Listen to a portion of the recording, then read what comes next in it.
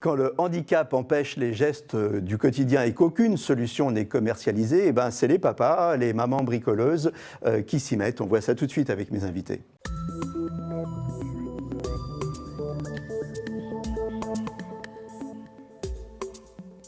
Alors aujourd'hui, on va parler de Fab Life. Fab Life, c'est un concours qui valorise les inventions destinées à faciliter la vie des handicapés. Avec moi sur le plateau, François Pellegrade, vous êtes coordinateur du concours Fab Life pour Handicap International. Vladimir Herman, vous êtes designer, mais vous êtes aussi membre du jury. Jérôme Bonaldi, où on ne vous présente plus. Parrain. Voilà, et vous êtes le parrain de l'opération.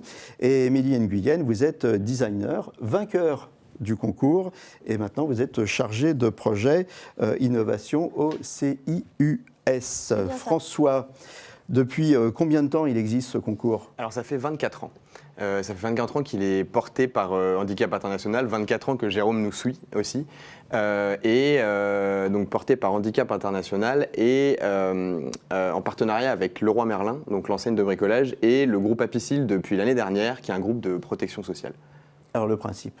Alors le principe en fait c'est très simple, c'est des personnes en situation de handicap ou des proches de personnes en situation de handicap qui vont identifier un besoin et qui vont se rendre compte que sur le commerce vous ne trouvez pas grand chose ou alors c'est quand même relativement cher.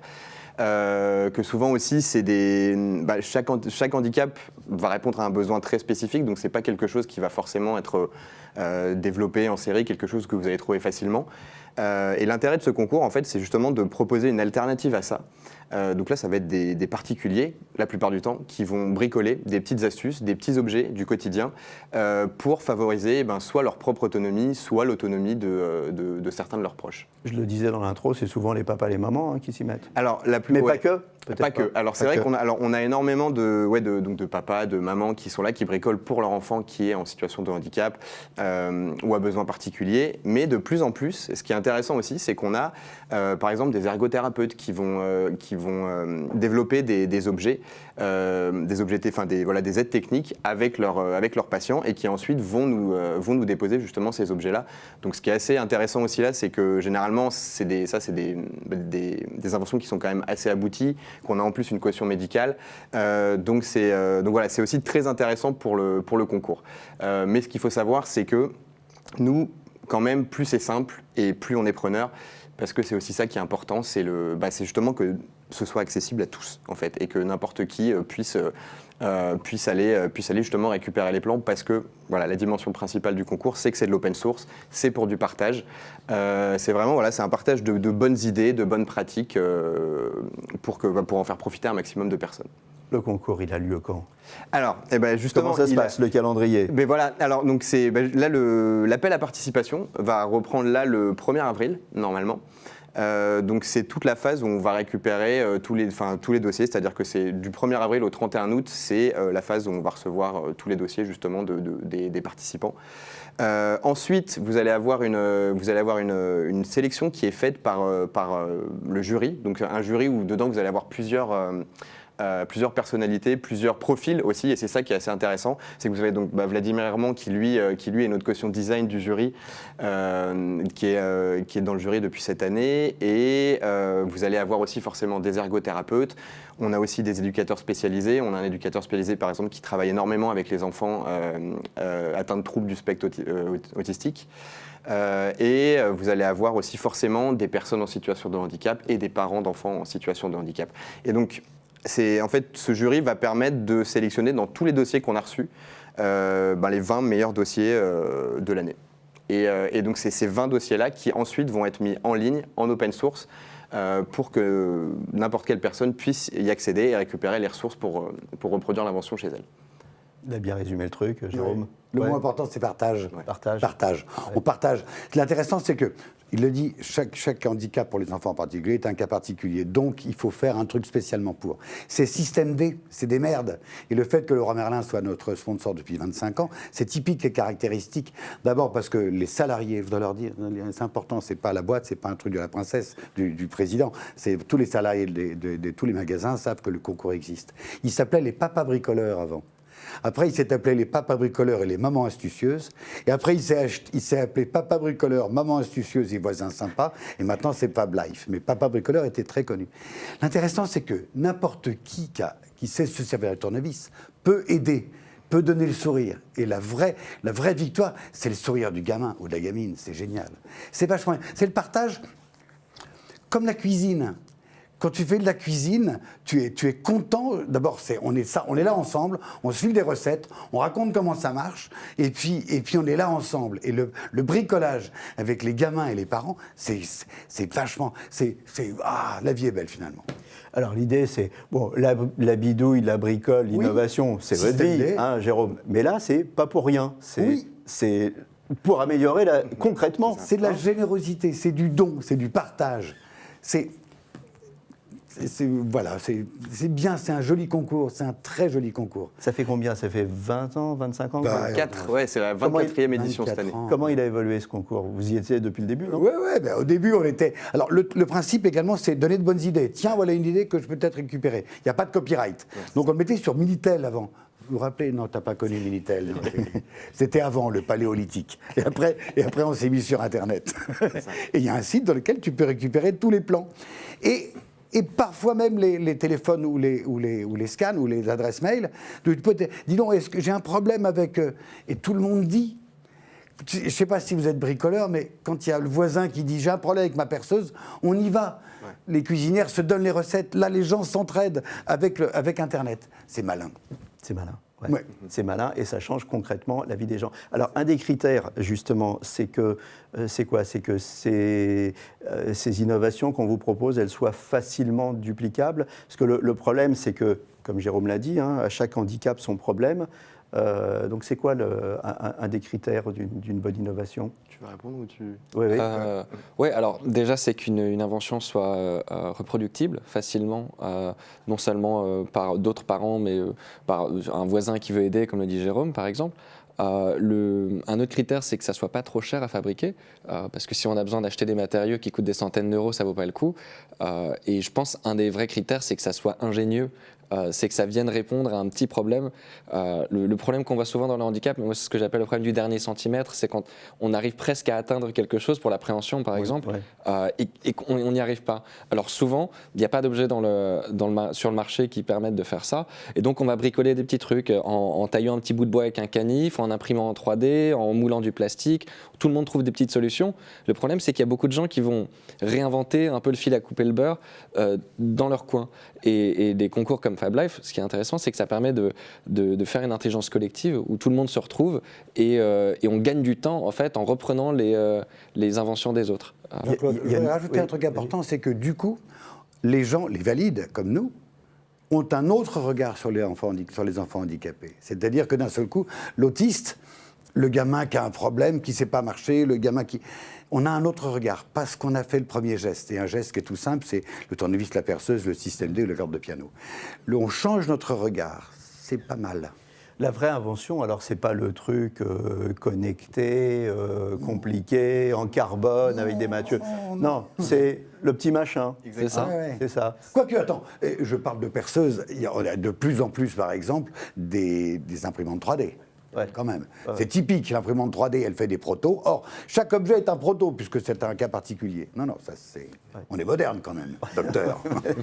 Est-ce qu'il y a une bibliothèque, en fait, de tout ce qui a été inventé depuis le début? Oui. Alors, on la trouve où? Alors, vous la trouvez sur easy.org, le site easy.org. Donc, c'est un site d'information à destination des personnes à besoins particuliers et leurs aidants. Et vous avez une rubrique Fab Life sur le concours où là, vous avez accès. Aujourd'hui, on a près de 400 inventions depuis le début du concours. Et c'est vrai que vous allez trouver donc autant des inventions très très simples à reproduire. Et après, bien sûr, quelques inventions qui vont demander un peu plus de compétences. Vous allez avoir de l'électronique, un peu de programmation, parce que voilà, c'est des super projets aussi. Mais voilà, nous vraiment, ce qu'on cherche, c'est super simple et puis beaucoup d'innovation frugale. C'est-à-dire que souvent, en fait, c'est des gens qui vont bricoler avec des matériaux qu'ils ont déjà chez eux. Oui. Donc c'est vachement intéressant aussi, quoi. Vous connaissez le circuit Arduino? Non. Non, mais c'est pas grave. Parce qu'il y a sûrement quelqu'un à côté de chez vous qui connaît le circuit Arduino. Voilà. Vous avez la perceuse, vous savez? Non, mais il y a sûrement vous pouvez demander à un pote à côté, un type qui est sympa, qui a l'air sympa, ou même au vendeur de chez Leroy Merlin, le chef de rayon. Il va sûrement vous aider. Ça crée du lien. Ça Alors, crée du lien. justement, il y en a des vendeurs et des gens qui travaillent chez Leroy qui proposent des inventions. Je crois qu'il y en a innovations. déjà eu une année. C'était une vendeuse qui était en même temps la maman d'un enfant qui avait un handicap moteur, qui était malin. Mais on cite Leroy Merlin, mais ça pourrait être Bricorama ou autre. Hein. Bien sûr. Mais attends, je peux citer, page de pub, Apicil, On en a parlé mutuelle, tout à l'heure. On en a la parlé. mutuelle C'est ça. qui fait son boulot de mutuelle. Exactement. C'est-à-dire que plutôt que de rembourser des trucs qui valent une fortune, essaye de donner. Et la plus grande récompense, c'est le sourire. C'est le sourire du gamin, la mutuelle, elle sert à ça. Alors, on va voir concrètement. Ah oui. Et on va voir avec une gagnante, Émilie. Hein. Émilie, alors, qu'est-ce que vous avez pondu comme invention? Alors là, ce que vous voyez, c'est une gamme de préhension. Alors, la petite histoire... Préhension, on parle français, c'est pour. D'appréhension. Pour prendre, hein, Oui. Voilà, prendre, voilà, pour attraper. Exactement. Voilà. Alors, du coup, c'est destiné à des personnes qui ont des déformations au niveau des mains. C'est-à-dire qu'il y a certains handicaps qui vont toucher au niveau des mains, qui vont avoir la main en forme de poing, en pince de crabe. Donc, ils ne peuvent pas bouger, en fait, le bout des doigts. Et donc, ils ne peuvent pas attraper des objets comme un portable, des clés, une carte. Voilà. Donc- Mais vous avez eu l'idée. Alors, comment Voilà. on fait? Alors, démonstration. Oui, Donc, allez. si jamais vous avez les mains bloquées en forme de pince de crabe, vous pouvez prendre ceci. Vous voyez? Ouais. Hop, vous appuyez. Donc, à chaque fois, et ensuite, je soulève et je vais ramener l'objet vers moi. D'accord. Donc ça marche avec quoi? Il y a une petite ventouse, un Alors. truc. Hop. C'est quoi? Comme vous voyez ici, il y a une couche de nanosilicone. C'est quelque chose qu'on peut trouver facilement en fait dans le marché. Donc sur Internet, je ne donnerai pas de site. Ouais. Mais vous le trouvez pour moins de 10 € avec plusieurs bandes. Donc vraiment quelque chose de simple Très, à très faire. accessible. Alors, autre problème, parce qu'en fait, vous l'avez décliné. hein. Exactement. Alors, donc là, on avait eu la main en pince de crabe. Maintenant, Oui. on a le poing fermé, par exemple. Donc j'ai le poing fermé, je rentre dedans, hop, je soulève, je vais chercher un objet, donc j'appuie et je le ramène, je le récupère et je le décolle.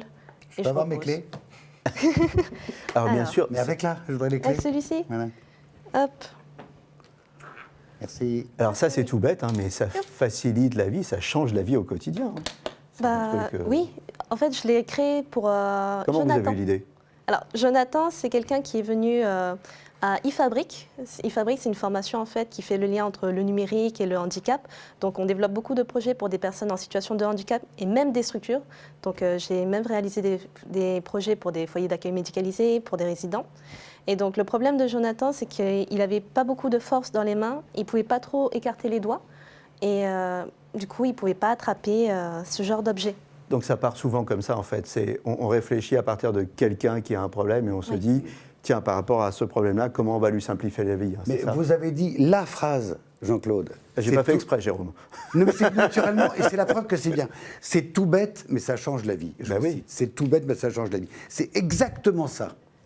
Alors, on va voir un autre exemple. On va voir l'exemple de Nicolas et de sa maman. Alors, Nicolas, vous le connaissez bien, hein, Eh ben là-dessus. alors, Nicolas, c'est vrai que ça fait plusieurs années, je crois que ça fait 5-6 ans qu'il participe chaque année au concours, qu'il est très souvent primé, c'est-à-dire qu'il finit, qu'il finit quand même assez bien classé généralement.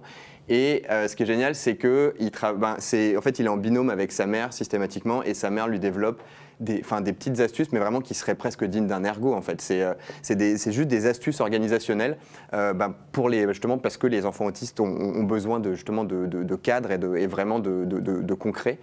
Et c'est vrai que chaque année, sa mère va nous présenter une nouvelle invention. Donc, on a eu justement une petite invention qui lui permet d'apprendre à s'habiller en fonction de la météo, par exemple. Vous allez avoir quelque chose pour enfiler sa housse de couette. Et puis, cette année. On va voir ça tout de suite avec Nicolas. Alors, Nicolas, il vous aime bien, Jérôme. Quand on a tourné le sujet, il nous a dit, moi j'aime bien Jérôme parce qu'il est rigolo, il s'est cassé la jambe dans H. Il a joué dans H. Oui, Donc vous êtes son idole. Voilà, on va voir, en tout cas Nicolas, il a une pêche extraordinaire et Nicolas et sa maman, ils sont vraiment géniaux tous les deux. On voit ça tout de suite. J'ai participé à Five Live pour la 9e fois cette année. Et j'ai conçu en fait un portefeuille parce que Nicolas est autiste et il a besoin en fait de se repérer. Il ne connaît pas en fait le nom et la fonction de ses papiers. Et du coup, en fait, pour chaque papier, il va y avoir un pictogramme avec comment s'appelle le document dessous. Parce qu'en fait, il lit très bien. Et au fur et à mesure, en fait, ce que j'espère, c'est qu'il arrive à associer le nom, la fonction et le papier pour passer carrément à un portefeuille classique. Ensuite, j'ai conçu le portefeuille pour que la police, en cette période de confinement, ne réagisse bien avec mon fils parce qu'il a un handicap invisible et c'est pas toujours évident en fait de savoir ce qu'ils ont, comment il faut se comporter. Les personnes avec autisme ont besoin d'un environnement structuré. Là, au début, c'est le ticket propre. Alors, il faut acheter la machine pour faire pip, pip, pip. Et il y a un petit peu sale, mais on peut garder quand même. Et pour une dernière fois, c'est bon, si c'est sale, à la poubelle. Et voilà que mon porte-monnaie m'a bien aidé, que je suis autiste. Donc en fait, nous, on participe pour deux choses. On participe parce que en fait, c'est une communauté où on partage énormément et avec tous les handicaps et surtout, en fait, personne ne va chercher à se faire de l'argent sur nos outils.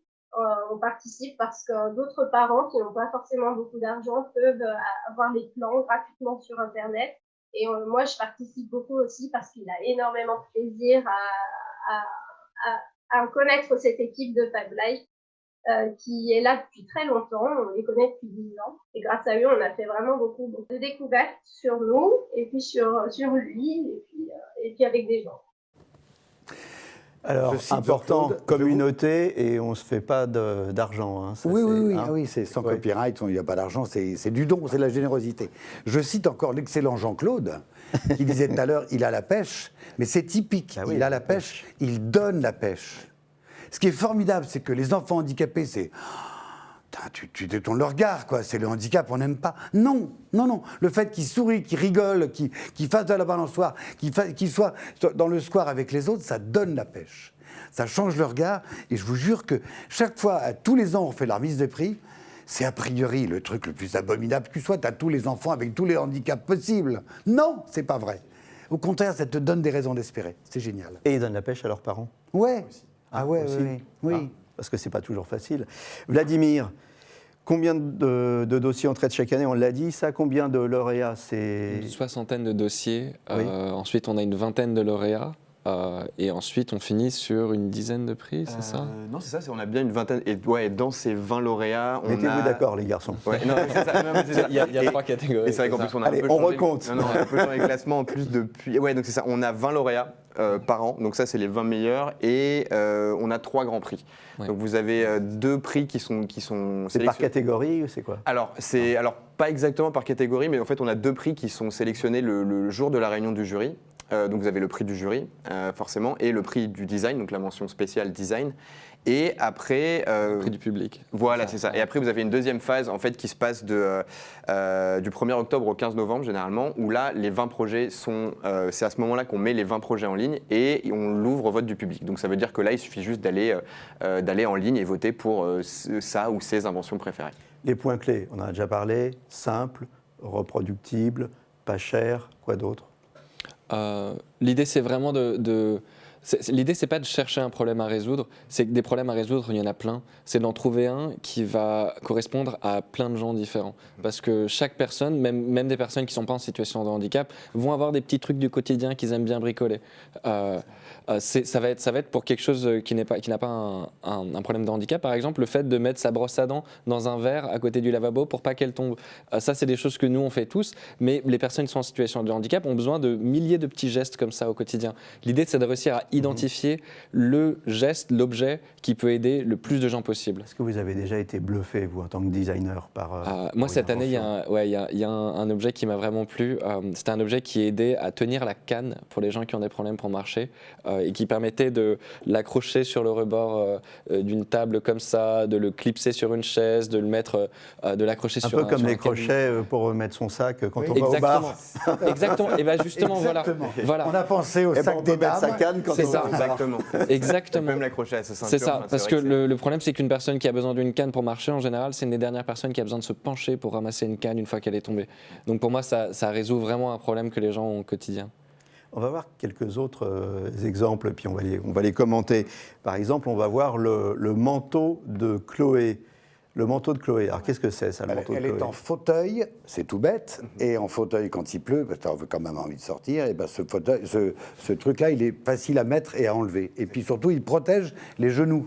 C'était surtout ça, je pense, que l'important. C'est-à-dire que quand tu as un manteau, bon d'accord, mais quand tu es assis, il faut que ça aille jusqu'aux genoux, et quand tu reçois la pluie, voilà, donc c'est un manteau qui est tout bête, qui a été pensé pour être pas trop loin derrière, mais voilà, c'est con. C'est de la Donc là, couture. par exemple, on trouve le patron sur, Oui, Exactement. oui, pareil. sur Et le vous pouvez le vous site. pouvez télécharger le patron et, le Et reproduire. Et on ouais. peut demander à une couturière de le faire ou Exactement. le faire soi-même si on est un peu... Et si on n'est pas doué, on peut appeler la dame qui l'a fait, c'est une maman, et pour lui demander les trucs et astuces, et qu'elle pointe. Ah oui, alors ça c'est important, parce que c'est une vraie communauté Exactement. qui se crée. Oui. C'est ça. Ouais, voilà. Et c'est vraiment. Alors, on a plusieurs fois dans le concours, et donc ce manteau, en fait, on est le parfait exemple. C'est deux personnes à l'intérieur du concours qui se sont rencontrées. Donc là, en fait, vous avez justement la maman de cette petite fille qui a rencontré une autre lauréate qui s'appelle Aurore Ropars, qui elle est atteinte d'une myopathie des ceintures et qui est pareil, un peu comme Karine Jandot qu'on a vu tout à l'heure, qui nous présente chaque année des super inventions et qui a une formation de couturière. Et donc via le concours, en fait, ces deux mamans se sont rencontrées, et c'est Aurore qui a créé du coup ce manteau pour cette la petite fille de fille. sa copine. Voilà. Alors on en voit d'autres. Le petit déjeuner autonome. Alors est-ce qu'on va le voir, le petit déjeuner autonome? Et ben voilà. Alors justement, un deuxième exemple de mise en relation. Là, on a lancé un appel à besoins. Donc on a juste demandé à notre communauté sur nos réseaux. Est-ce que vous avez un besoin? Comment on peut vous aider à justement y répondre juste par une aide technique? Et donc on a une maman qui nous a envoyé une demande, qui nous a dit que sa petite fille avait du mal à se faire son bol de chocolat chaud le matin. Et donc là, c'est un inventeur aussi qui lui travaille beaucoup justement avec des matériaux de récup, avec du bois, avec du plastique, avec parfois des chutes de gouttières, enfin plein de choses qu'il a chez lui.